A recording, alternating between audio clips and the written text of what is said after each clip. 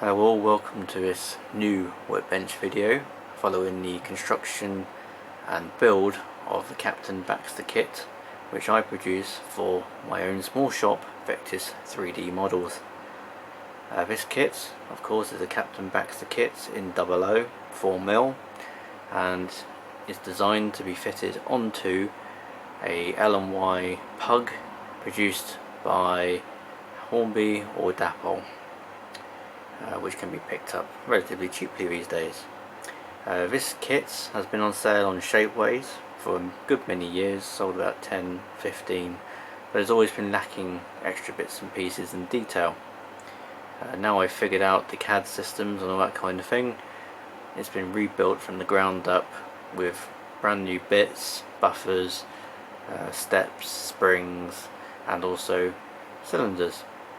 I'll talk you through the parts that you have in the kit, but also you'll need a great deal of other small bits and pieces, wire, copper and various detailing items as well. In this kit you will get one body shell, a pair of cylinders with rear covers depending which slide bars and cylinder rods you go for, one smoke box door, a set of steps, 2 front and 2 rear, 4 buffers, 2 front and 2 rear, 2 springs, 2 tank filler caps, 1 cab back plate, and lastly 2 NEM pockets for the L&Y pug chassis. These may change slightly when released. So the second part of this, or the first part depending which order I put it in, so we'll go on to the body shell of the Baxter kit. So this is the raw body shell, as you will get it. It's in grey. It's had most if not all of the supports removed, just double check around, there might be one in the smoke box. There are going to be several down the boiler barrel, but we can't get to those, so it doesn't really matter because they're going to be filled anyway in the not too distant future. And also it's printed in grey resin, which is quite a nice engineering base colour. But of course with supports and removal you'll get pits of where it's pulled out, ripped out, and also you'll get little leftover rough edges, especially on the underside. So this is positioned like that in the printer and it's printed upwards or downwards, one of the two. So most of the supports are on the underside. Now we'll start on the underside. You will have 3 installed brass knurled inserts basically, and they're threaded to M2 size screws. So I have one just here. There you go. You might need to cut down the screw. There you go, that fits in there quite nicely, and that goes all the way into the boiler barrel, so you've got quite a lot of thread to put in there if you want to. So they're all installed. You might want to put a bit of glue around the outside just to let it seep down and hold in position a bit better.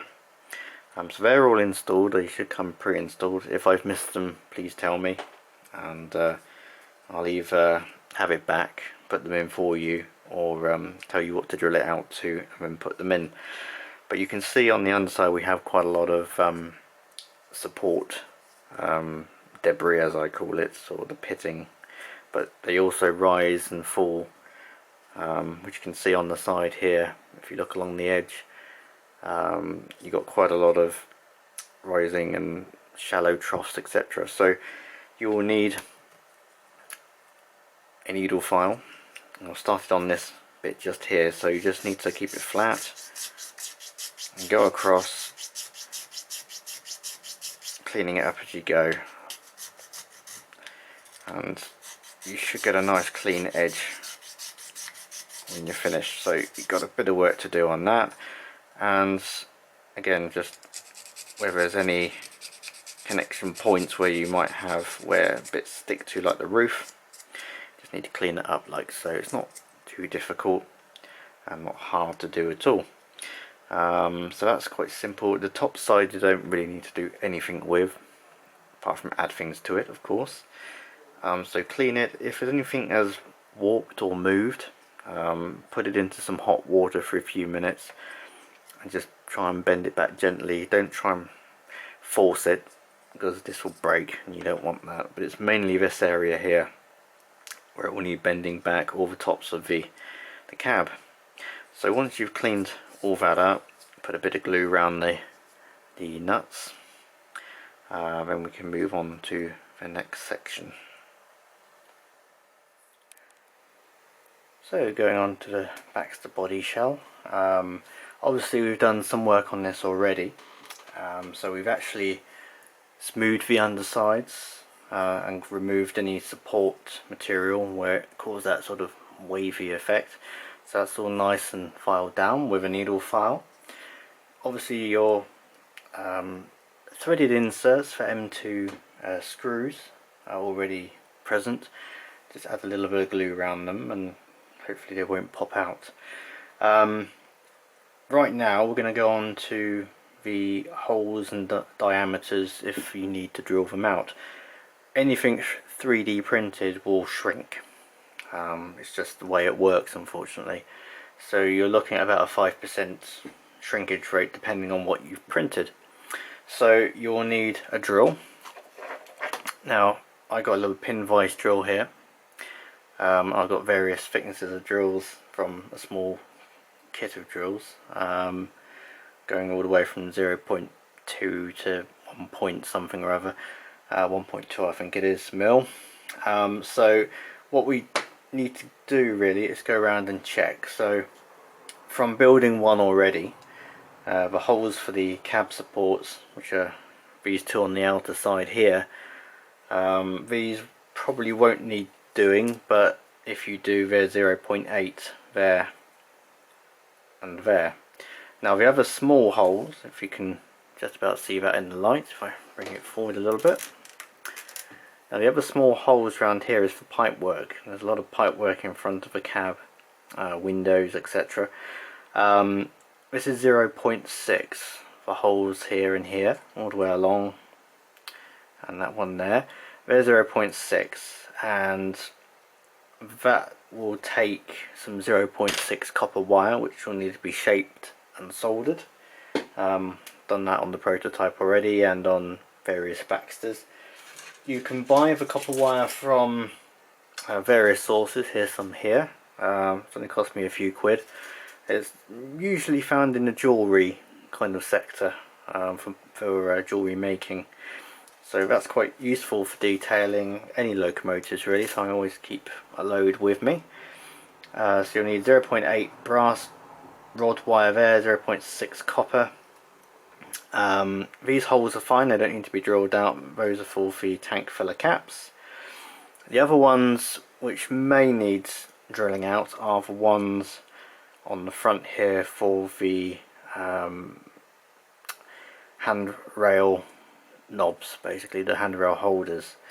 So they'll need doing, slightly opening out slightly. They are wider on this prototype than the first one I made, so you might be okay.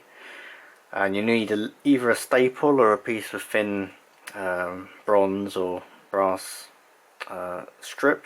You can make a little lamp iron there as well, or you can use etchers, which used to be from mainly trains, who are now under Wizard.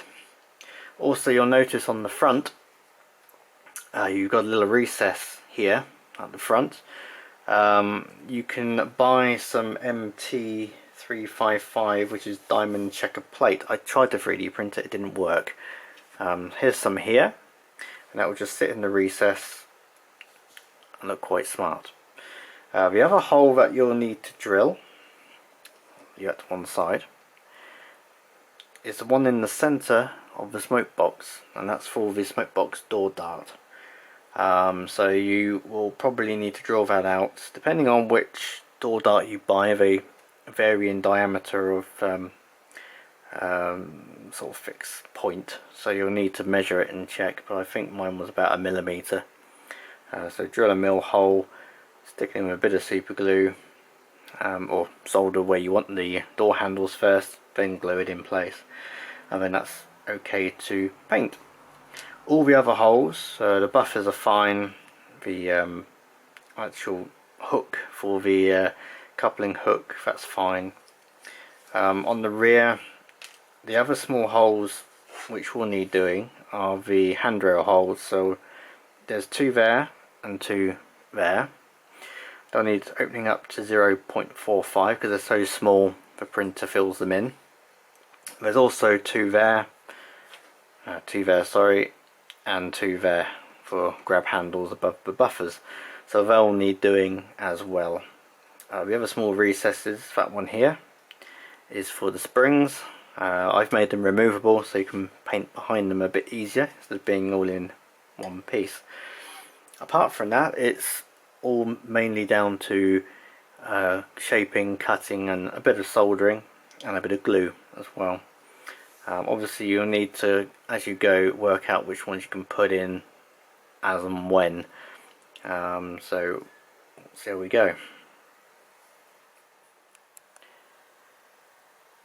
So having gone through what holes to drill and at what size, it's best to start putting some things on. So you can already see I've put the diamond checker sort of etch pattern on here. It's just been glued on with super glue, as it's not really a part that needs any other type of glue. The handrail for the smoke box and handrail knobs, the holes did need to be enlarged slightly, only very slightly, so they've been done, and also the handrail bent, shaped and soldered. I've also added the lamp iron on the top. This is just from an etch from an old mainly trains etch which is sold by Wizard. Now all of these parts are available from Eileen's. The checkered plate I believe is from Wizard from memory. Now for the rest of it, obviously I said we've got to drill some more holes for more handrails and grab handles, etc. So I've drilled the 2 here. I'll drill 1 here, so all you need is your pin vise with a 0.45mm drill bit. Again, the drill bit's from Eileen's Emporium, and this is just from Amazon, I think, from what I can remember. So just simple. There's a small located dent where the hole should be. You can just about see it there, so that locates quite nicely. And just lightly drill. These are sharp enough, they'll go quite deep very quickly if you're not paying attention. There we go. So that's been drilled, ready for handrail. And on the rear, 4 holes, 2 that side, 2 that side, 2 that side as well, 1 up, 1 down. So that will be ready to accept handrail wire. Here is some handrail wire. So 0.45. Just needs to be bent with either some pliers, or you can have some sort of shaping pliers as well if you've got various sort of bends, etc. That you need to do. You can also get a handrail jig as well. I think it's a Bill Bedford jig from Eileen's Emporium, which does help if you're doing repetitive grab handles and that kind of thing. It's a jig to just keep doing what you're doing really, and have the same results after every single time. These can just be glued in with super glue, nothing major, so they'll be quite fine to do that. And move on to the next section. Okay, next up, now that we've got the handrails installed and glued in, etc., the next part is the smoke box door. So this is another part that does need a bit of a drilling. So you need a 0.95 to a 1mm drill bit. You need a smoke box door dart, which I have here from Eileen's Emporium again. I always sort of order from there because they do most of the bits I need, so most of the bits will come from there. This is a 4mm dart. You can see there with the code number on it if you require it. So it's a 3-part dart turned in brass with 2 handles and the dart itself. Smoke box door, you have a small dimple in the middle for where the hole needs to go. So one drill, put it in the centre, it will locate quite easily, and you drill your hole if it's tight enough.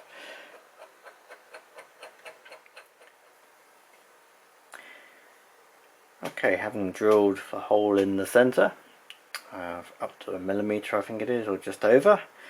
So we've got the door dart itself, and we have the 2 handles.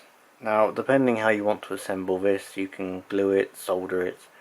If you're going to glue it, you can glue the centre pin in the middle, then arrange basically your clock face, or where you want the handles positioned. Either you want a copy of photo or whatever, but I will go ahead and fit this and solder it all together.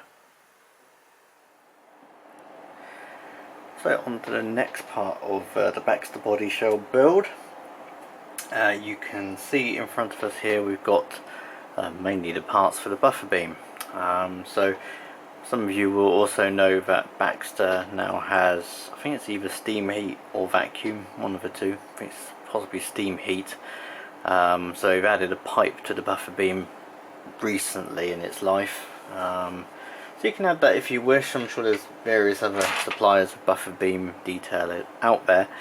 But onto the kit itself, so you'll need the 4 buffers, so 2 for each end, of course. Now they're offset. Now what I mean by offset is if you turn one of them round, right way up, there you go. So we've got a little pin on the end, and the pin lower to the bottom part of the buffer is way up it goes. That is just to lift it up slightly. So the buffer head is a bit higher up by about 1 millimetre or so. So they'll need to go in that way up, the pin lower to the bottom. It's not by much, so it's a bit difficult to see, so just try it out and check it. You'll also need a coupling hook. Now you can see this one hasn't got one on there at the moment. Now what I'm using is an etched brass one, which is just a coupling hook from what used to be mainly trains, but now done by Wizard models.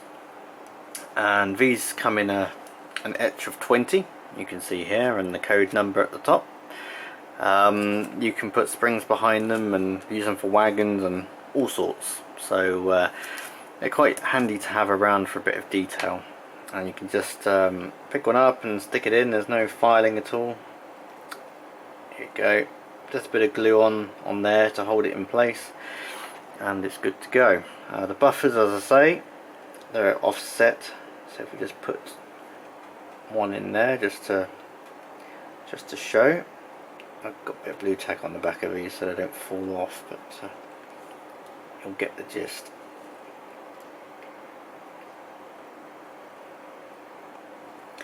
So there you go, that's the buffers on as well. Now of course there's some steps as well to go on, which is just behind the buffer beam as we work our way back. So that's the buffer beam detail. So 4 buffers. You need to get yourself some coupling hooks. If you've got some or know of some other ones you can use, please feel free. Let's move on to just behind the buffer beam. Okay, moving on down the locomotive now, but we're still sort of remaining under the running plate. So next part is really steps. Now at the end of the day, again depending on how you want to build this, I may stick these on before painting or after painting. I'll probably do it just before, because some of these resin parts do need some fettling to get them into the right place and sort of fit correctly. So on this locomotive there are 2 front steps and 2 rear steps, and both are mounted in or around the buffer beam. So the 2 steps here are the front, so one here and one on the other side. Now I've already stuck these on because at the end of the day I've already recorded this and the file has disappeared. no idea where it is. The other two, we have sort of some pegs on the right hand side and the left hand side. Now if I rotate this round and lift it up slightly, you can see here this leg, which bends up to the right, fits, so it's on the edge of the buffer beam here, dropping down, and the same for the other side. So they just stick on. You can just use super glue, that's fine. They will hold quite okay, and there's plenty of surface area to keep them attached. While I'm in this area and under the running plate, if you've watched the chassis build or modifications that you need to do, you would have noticed on this one I'm using the 009 RT model slide bar. Now I did try to mount these onto the original motion bracket which comes with the pug, but because there's a slight angle on it, it doesn't really work. So in your kit you will now get, hopefully, a 3D printed motion bracket which you can fit the 009 slide bars onto. They'll need some glue. If I rotate it around this way, you can see it sort of fits into the back and is nice and flush, and you can glue that in with a bit of super glue or araldite. So that's another small modification as I'm building it and going along and finding new things. So you'll get that in the kits along with the 4 steps. There will be spares available if you break one or if you lose a step, so no problems, and they're reasonably easy to produce. So I'll move on to the next bit, which is the springs and the top of the tanks. So on to the springs of the Baxter model. Now originally when I made this from Shaped Ways and also on various prototypes 1 and 2, the springs were a part of the running plate, so they were a bit of a pain.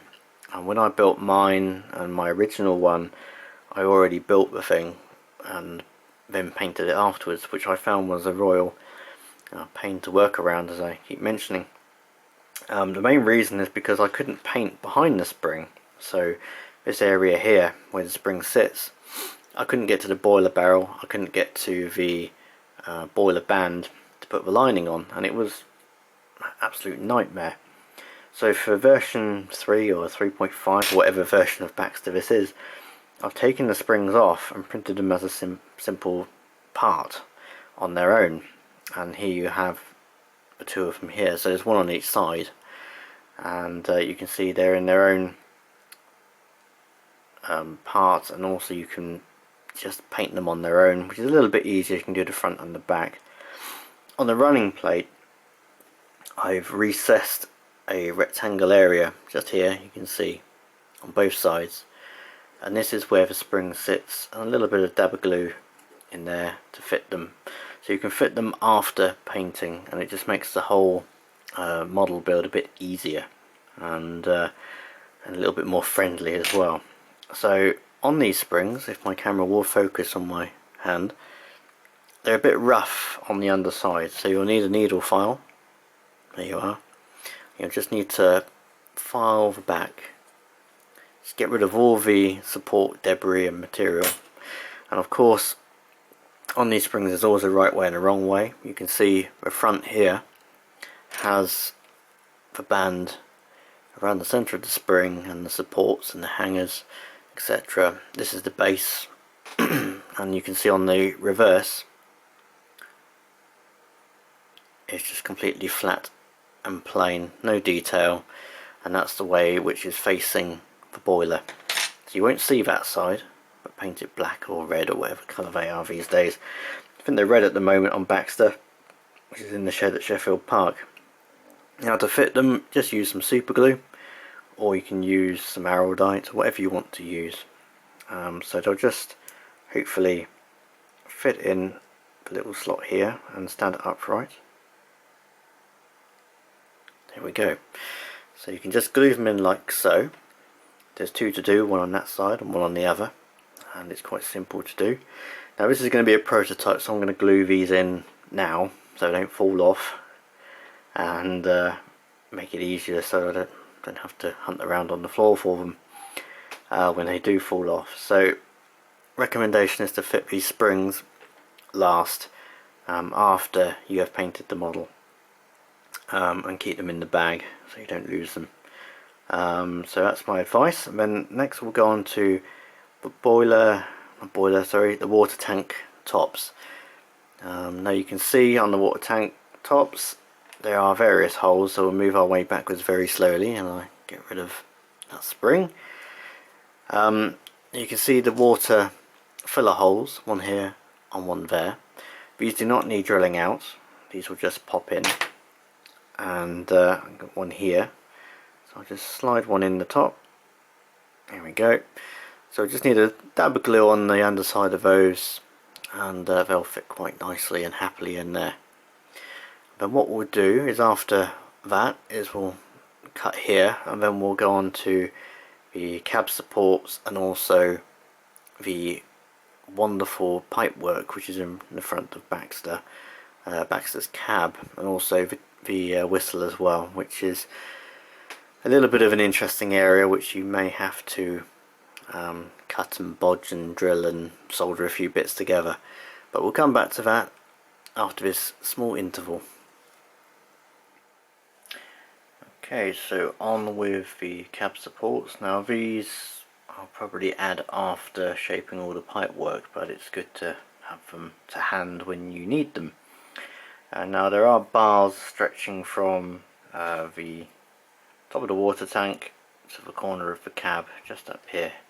If I turn it around you can see the notches or openings just here and here, just to the right of the corner of the cab window or left of the cab window. Now what you'll need is some 0.8mm brass wire. You'll need some pliers, and you'll need basically some shaping skills of trying to shape this metal wire. So I've already started on this section here. Again, you can get this from Eileen's Emporium, of course, which has a good selection of brass wire, etc. So this has been shaped, as you can see.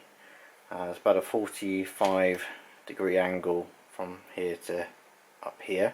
It's got a slight bow in it, and then it comes over at the top. So that will fit into this hole here, nearest the edge. You may want to drill it, just to make sure it's 0.8. You'll possibly need to run a file down this hole here, or opening. So if I grab my wire, which I've already pre-shaped, you'll just need to go back and check and recheck and make sure it's how you want it. That fits in there quite nicely, as you can see there. Let the light open up a little bit. So that's how it should be. There's two of them, one here and one on the other side. Now you can glue these in with some super glue or araldite, but I tend to shape them first and then take them off and then do the copper wire, which is for the pipe work, because it's quite fiddly and you don't want anything in the way. When you do finish shaping, you'll need to cut it off so it's flush with the back of the front of the cab. Well, not the front of the cab, but the back of the cab, you know what I mean. So it's flush with this surface here, so the back of the cab plate. So if I take that off, I'll just need to slightly bend out the bottom one, because I was keeping it slightly above where I need it to be. So I'm just going to cut it there, and then what I'm going to do is I'm going to shave off or file off what I don't need. Just put that in there like so. So about 1 millimeter over, you can see. So I'll take a little bit more off. I haven't drilled the holes on this one, so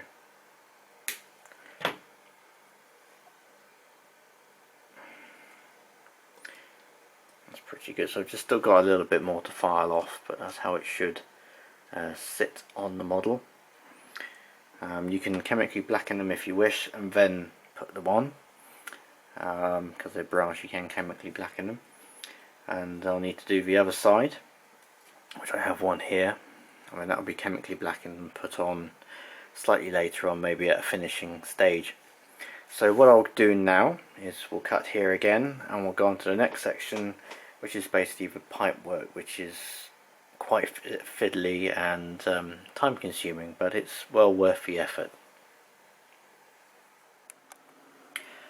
So you join me back at the next part, which was coming up. It's been about a week or two since I actually ordered some bits for this, because I found out I didn't have any whistles left in my stock box, so we'll get on with it. So this part is mainly to do with the copper parts, so the pipe work and also the whistles.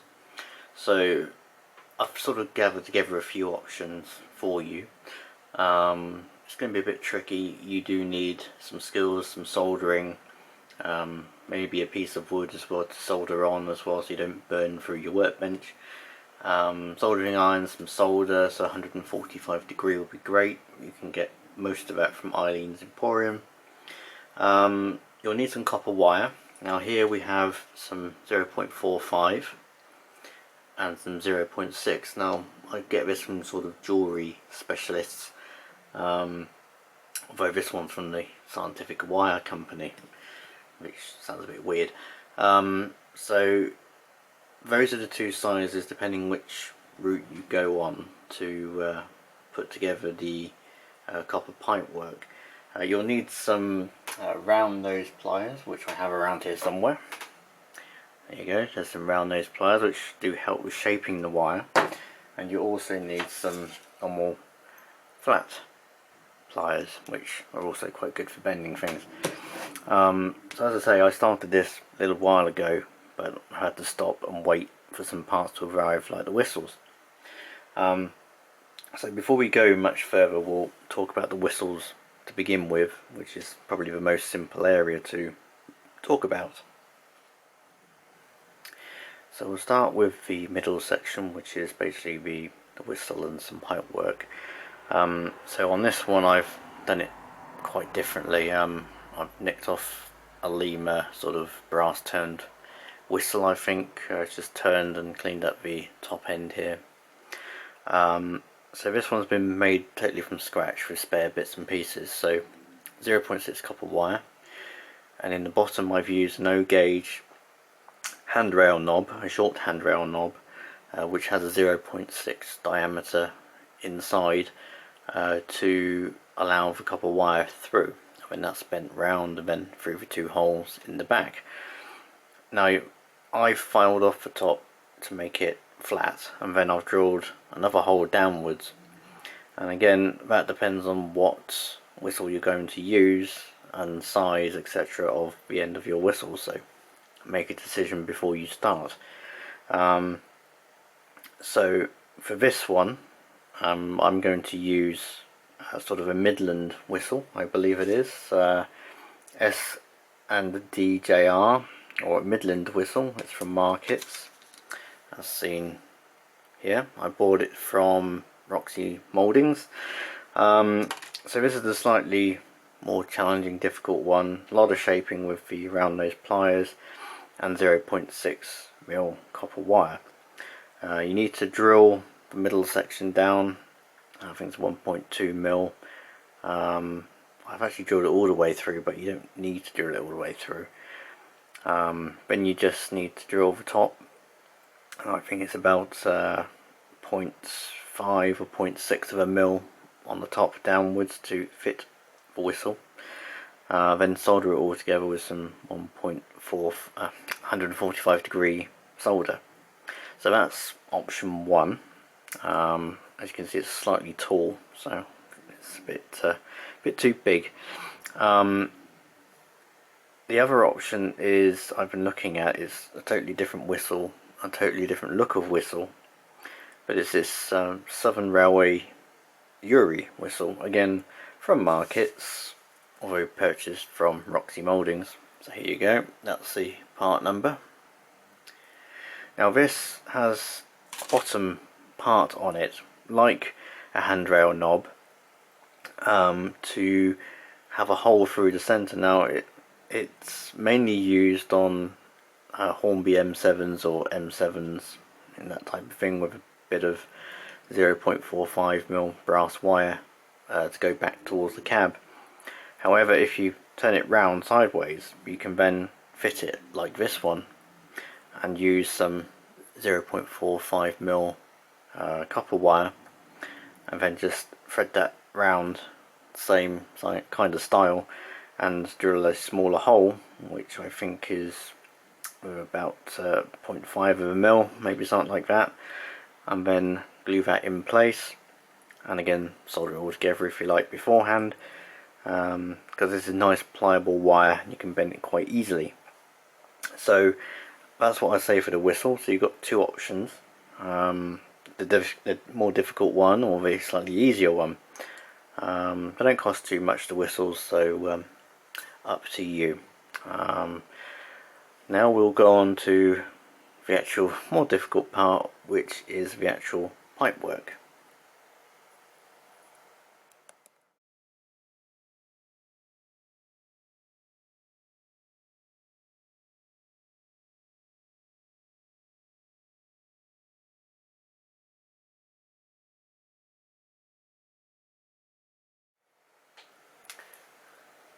Okay, so you can see here the steam pipes and water pipes and various other bits and pieces. So you can see I haven't put my whistle on there yet, but I'll get round to it at some point.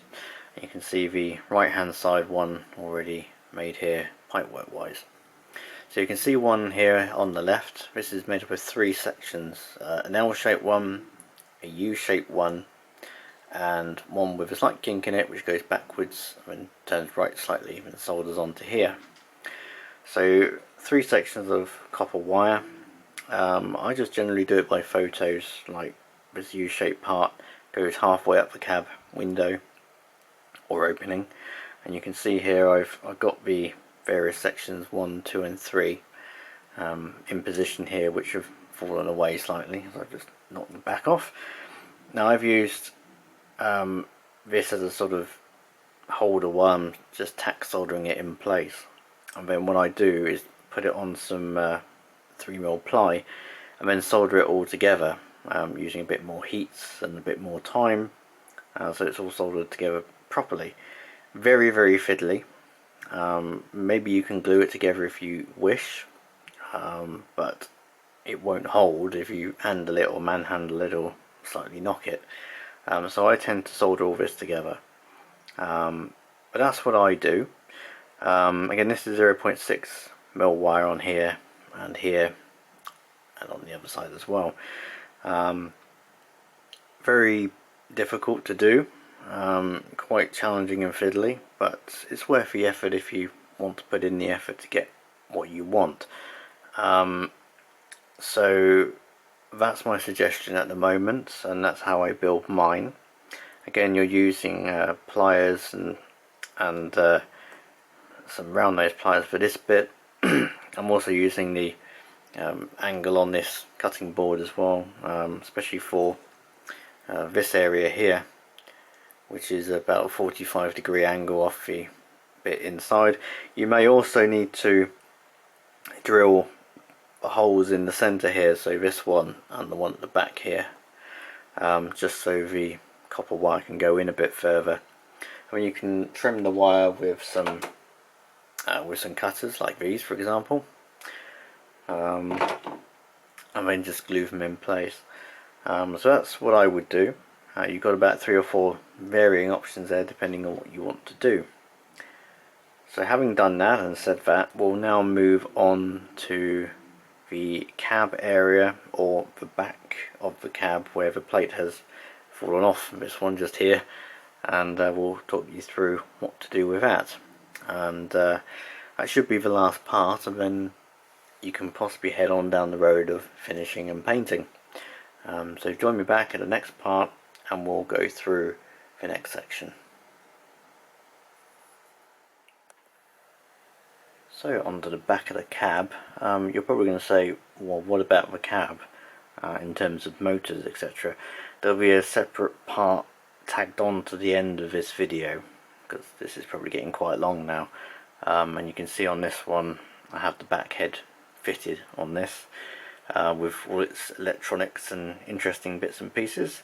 But there'll be two options for motors: the original out the pug, or something new, which will probably cost £15 to £20. Not quite sure yet until I have every single bit in stock. The flywheels are still being made at this present moment in time. But before we do that, I'll talk about the back of the cab. Now, there's a plate at the back of the cab which goes about here, and you can see three here. Some prototypes and some which are production ones. So after asking questions from people and seeing what people preferred, this one has half 3D printed handrails and a metal top piece. And I said, well, these might be quite delicate, and I've already broken this one, so that's a proven point. And they said, well, prefer the whole metal look, so we got rid of that one and we settled on this one. So this one has metal 0.45mm all the way around and down. So you'll need two drill sizes for this. One is 0.45mm for the handrails. You need your pin vise. Be very careful, because you may break the bits that hold the handrail. They're very fragile. You also need a 0.65mm drill bit. You can see on here, not sure you can see, but there's small pins on the bottom to locate into the running plate here. Now, these four holes here need to be drilled, and also these parts need to be cleaned up. This one hasn't quite been cleaned up yet, or filled with filler and then sanded back. So this one needs drilling, and this needs drilling and cleaning up, etc. So on here there are four holes: 1, 2, 3 and 4. On your 3D print there'll be small indentations, and they'll need to be drilled out to 0.65mm. With that done, then you can move on to the drilling of the holes on here. So it is very small, but there are indentations on here and here, and also in the bottom as well. I don't think you'll have to do the bottom ones, just do the top ones, and be very careful and slow about it. Don't rush it, don't put too much force on it, otherwise you'll break these off or split them. If you don't split them, hopefully you don't, you'll end up something like this. This one hasn't been filled or cleaned up yet. This is 0.45mm brass wire. Again, Eileen's Emporium. If you've ordered a pack, you won't need to order more. You'll need to bend it at the top to follow the roof line, which will go on top. There's a back to the cab, so this will just sit up against the back of the cab roof. If I lay this down, you can probably see the size of the wire. So that's about 10, 20, 23-ish millimeters. When it goes up to about 25 in the middle and comes back down again, and then that will just make a U shape. So drill the holes, fill that up a little bit from where the supports have been pulled off. Then once that's all done and glued together, you can then fit it. Don't glue it on until you've lined it out, of course. So that will fit in there like that. Make sure it's sitting the right and the right thing. That's leaning back slightly, so just move it forward. There you go. So then that is in the correct place. Then you can get your cab roof, which has been cleaned up and filled and filed and all that kind of thing, and that will just sit on there like so. and you have a pretty much complete locomotive. So that's what you do on the last part. Quite simple, but please take care. I will not have an abundant supply of back plates for cabs. So that's how I would go about it. So after all that, none of this is glued together, so you can take it apart and then paint it and line it out. Now the lining on this model is a bit odd. It's not red, it's sort of an off-white, sort of pinkish colour. You can line it out in white if you wish, but it just stands out a little bit too much. I might have a word with the transfer chap and see if we can do some transfers for this model, like the buffer beam and some lining sheets. But as I say, that's way down the road for me. As long as I can get the kits made, working, then that's an achievement. And then I'll work on doing the transfers, as the Bluebell is miles away from me and quite a journey as well to get down to Sheffield Park and photograph it.